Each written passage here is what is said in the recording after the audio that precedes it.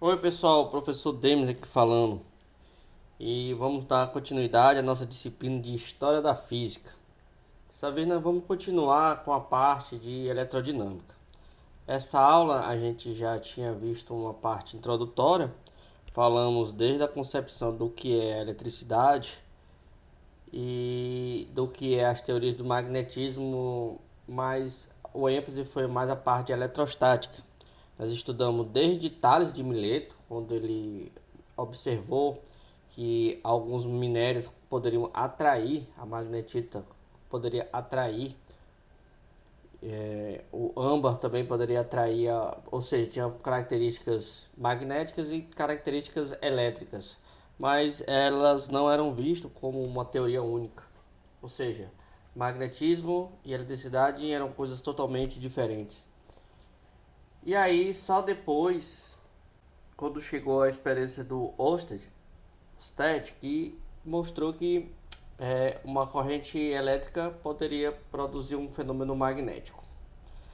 E aí a gente falou até a parte também do Frank, que é a parte onde ele conseguiu relacionar um pouco mais sobre a eletricidade, tá bom? Então, se você não tiver lembrado, dá uma olhadinha na nossa videoaula anterior. Nós discutimos esses conceitos que foram bastante interessantes. Nessa aula nós vamos aprofundar nosso conhecimento. Então nós vamos passar um pouquinho mais adiante da história da física, tá bom? Então vamos lá.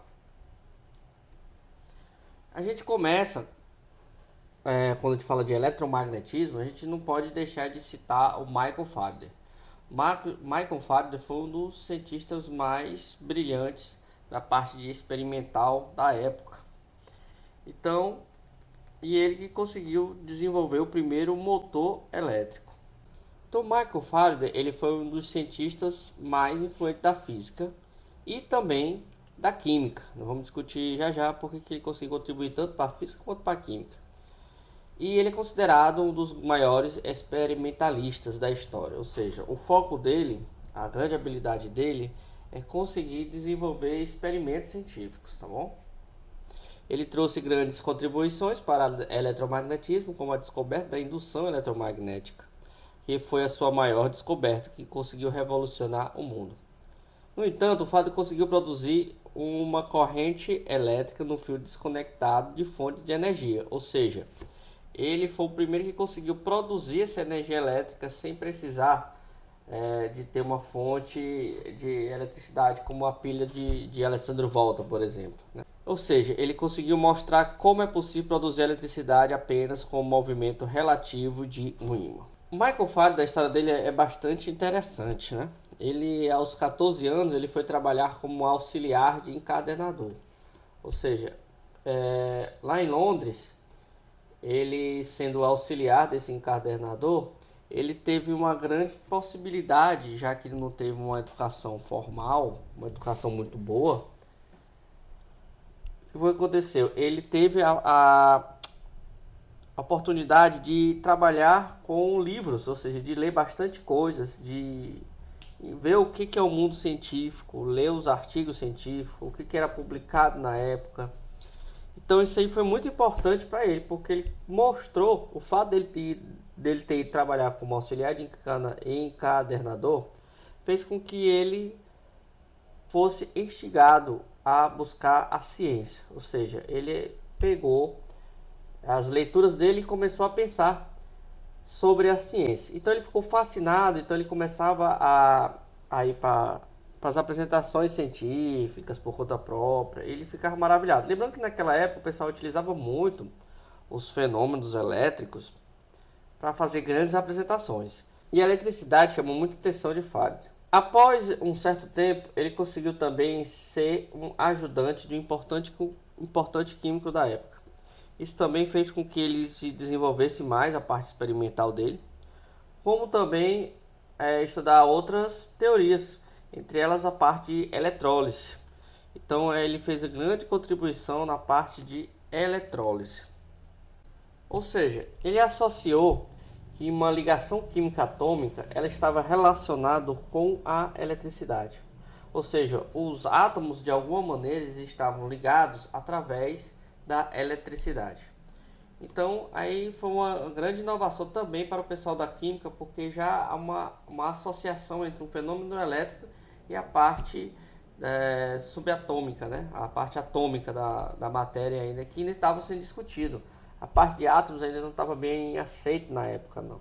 Nós vamos ver futuramente que Einstein também deu uma contribuição para provar que o átomo, as moléculas, existiam. E ele, através da eletrólise, mostrou que existia uma relação entre a eletricidade e os elementos químicos. Em 1831, ele percebeu que um deslocamento de um ímã acarreta a produção de uma corrente elétrica. Isso aí foi uma descoberta fantástica, porque até então a experiência de Ørsted, o que ele tinha visto? Que uma corrente elétrica produziria um campo magnético, como já estudou nas aulas passadas.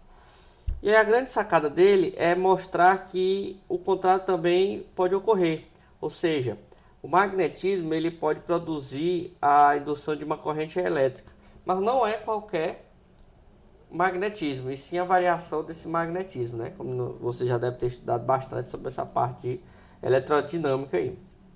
Em 1833, ele mostrou que qualquer efeito elétrico, também outra coisa importante, poderia ser reproduzido por atrito ou por uma bateria de Alessandro Volta. Ou seja, ele mostrou que qualquer fenômeno elétrico que pudesse ser discutido, vocês lembram que na época aí o Galvani, ele estava querendo achar que dentro do corpo existia uma espécie de eletricidade, a eletricidade que chamava de eletricidade animal, né? O Alessandro Volta conseguiu provar que isso não existe. Em 1833, o Faraday conseguiu mostrar que qualquer fenômeno elétrico, qualquer um, ele pode ser reproduzido ou pelo atrito, né, pela parte eletrostática, um corpo carregado, ou pela bateria de volta. Ou seja, ele mostrou que essa eletricidade que saía das baterias de volta significa que é a mesma eletricidade de qualquer coisa, tá bom? Assim também como foi mostrado pelas teorias do Frank. E por conhecer um pouco a matemática, como eu falei, ele não teve uma educação formal em grandes universidades. Os seus trabalhos eles possuíam um caráter mais qualitativo do que quantitativo. Ou seja, as experiências deles estavam mais focadas em mostrar e explicar os fenômenos, e não a sua função matemática. Algumas pessoas dizem que ele tinha uma deficiência de matemática.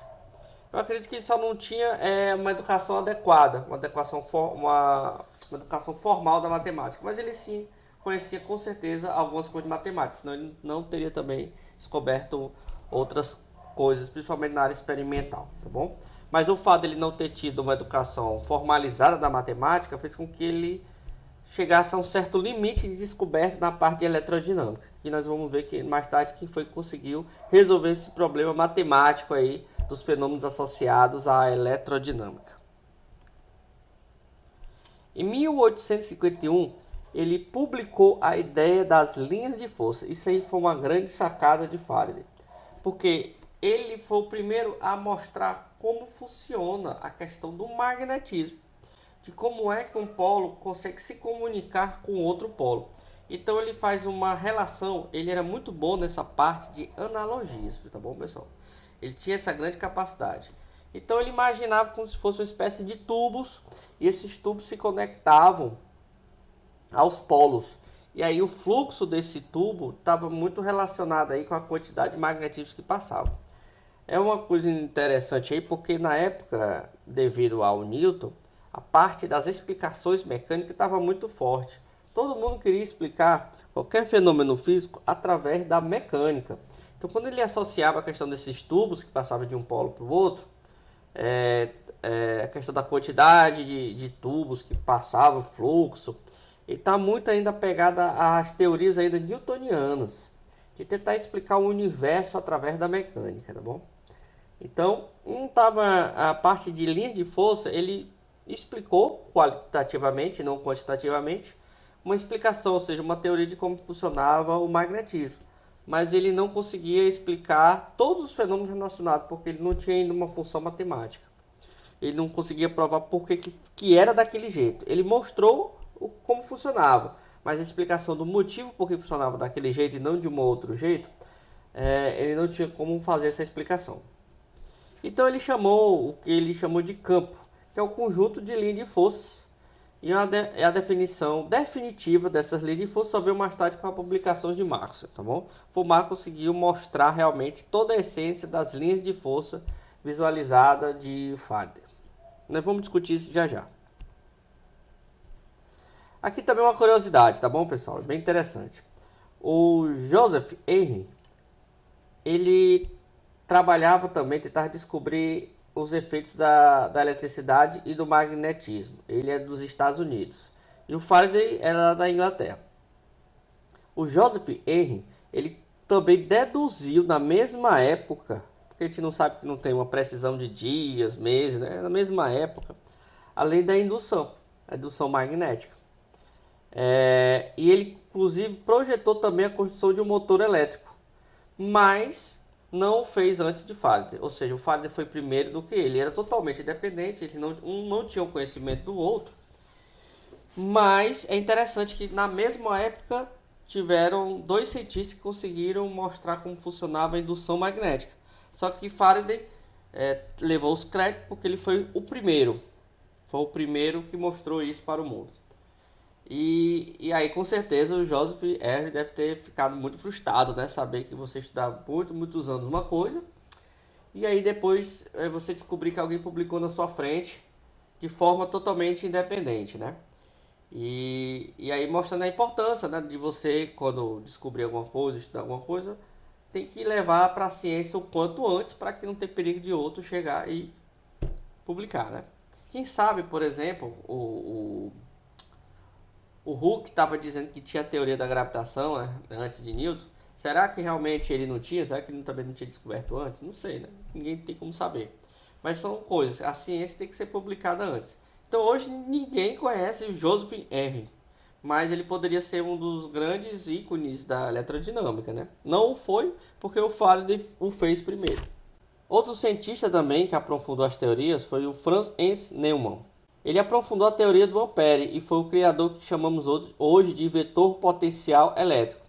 E ele é considerado um dos fundadores da física teórica, ou seja, ele foi uma das pessoas que começaram a tentar descobrir a física através somente das teorias, né? E aí também eu quis colocar ele aqui porque pouca gente conhece essa parte também, que não foi só o Faraday e nem o Maxwell que desenvolveram as teorias do eletromagnetismo. Tem vários outros cientistas também que desenvolveram algumas pequenas teorias aí, mas mas o grande fenômeno mesmo assim de ter a grande sacada realmente foi o Faraday e depois o Maxwell com as suas teorias completas.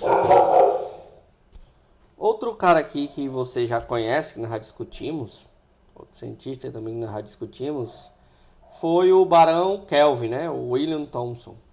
Ele é recorrente, lembrando que a parte de eletrodinâmica, tanto também com a parte de motores térmicos, eles têm um período muito parecidos. Então as pessoas não estudavam somente o calor, depois foram estudar eletricidade e antes estudaram mecânica. Não, a ciência estudava tudo ao mesmo tempo, só que as descobertas, a evolução científica se deu muito depois da Revolução Industrial com as máquinas térmicas, como havíamos discutido anteriormente, tá bom? E aí o que foi que ele contribuiu? O William Thomson, o Kelvin, né? Ele foi o primeiro a tentar dar um caráter matemático da teoria das linhas de força. Então ele começou a tentar resolver os problemas das linhas de força de Faraday. Então Faraday tinha uma teoria totalmente qualitativa, e aí o William Thomson, o Kelvin, né, começou a tentar dar um caráter, tentar explicar matematicamente como é que funcionavam essas linhas de forças de Faraday, né? Mostrando que vários cientistas tentavam também na época, né? A gente conhece muito o Lord Kelvin pela sua teoria da termodinâmica, mas também ele tentou também fazer algumas coisas na parte de eletrodinâmica. Então, pessoal, por hoje aí é só. Eu vou já gravar a segunda parte da nossa aula. Até a nossa próxima aula aí, tá bom?